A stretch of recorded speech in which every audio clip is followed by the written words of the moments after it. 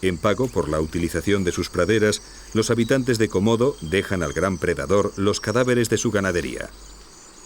Cuantos más muertos haya, menos probabilidades tendrán de que los reptiles salden la deuda por su cuenta atacando a las reses vivas.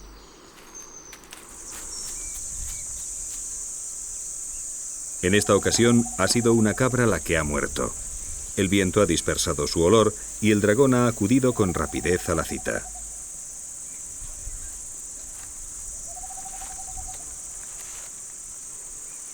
Debe comenzar a comer de inmediato. Si él ha localizado el cadáver, no es extraño que otros dragones lo hagan en breve. Lo primero que devorará serán las vísceras, la parte más fácil, blanda y rápida de comer.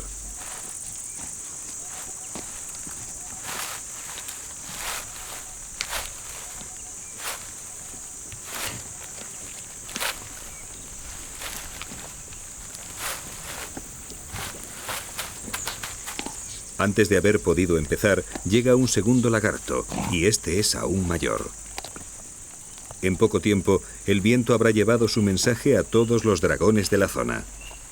Como si hubieran sido llamados a una reunión, todos coincidirán en el claro para participar en el banquete.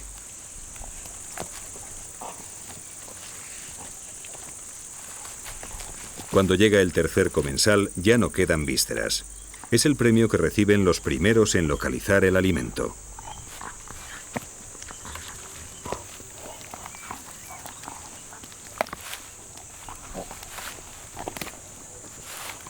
El cadáver es despedazado y compartido sin problemas. Por extraño que resulte, no se producen peleas entre ellos. Cada cual busca su hueco y se concentra en la comida que tiene delante.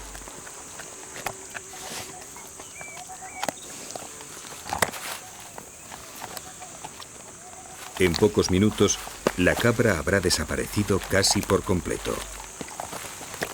Los lagartos se tragarán los huesos, la piel e incluso las pezuñas.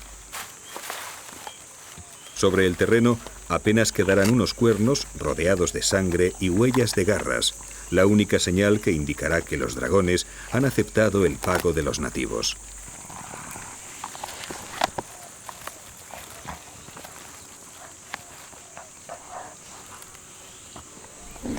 En mitad de la vorágine, aparece en el claro un personaje nuevo. Los cerdos también fueron introducidos en la isla por el hombre y son también un manjar apreciado por los dragones, algo que al visitante no parece preocuparle demasiado. A pesar de la proximidad, nadie le ataca. El cerdo es más rápido que los varanos y siempre que les tenga localizados estará seguro. Los predadores lo saben y no gastarán energía en un intento de caza que de antemano saben inútil.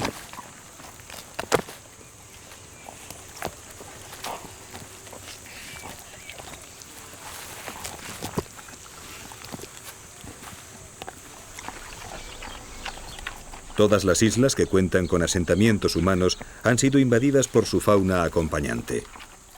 Los distintos ecosistemas han ido recibiendo cerdos, perros o cabras que escaparon de los poblados y supieron adaptarse al medio salvaje. Ellos constituyen la última fauna que ha logrado salvar el aislamiento insular y los últimos en convertirse en víctimas del dragón de Komodo.